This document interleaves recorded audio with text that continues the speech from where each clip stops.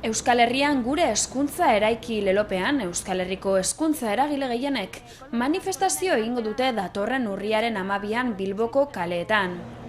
Bert ministroaren hezkuntza legea ez aplikatzeko eskatuko diete hezkuntzako eragileek Nafarroako eta Euskal Autonomia Erkidegoko parlamentu eta gobernuei.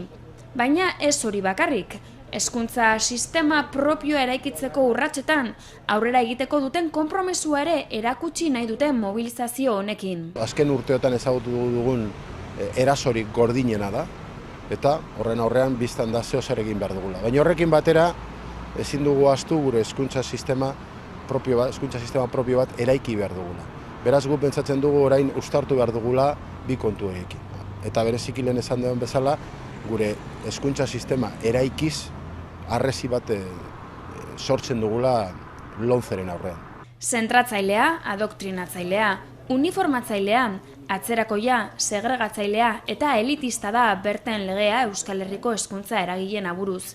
Eta hori da hain zuzen ere urriaren 12an salatu nahi dutena. Konpromesu horretan bakarrik ez daudelako gogoratu dute gaurkoan, hainbat izan direlako jaso dituzten atxikimenduak. Atxikimendua emon diote manifestazioari Komisiones Obreras eta Kontseilua, Euskararen Kontseilua.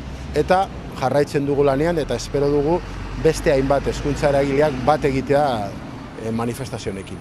Mobilizazioa urriaren 12an izango da, arratsaldeko 5:00 Jesusen bihotzetik abiatuta.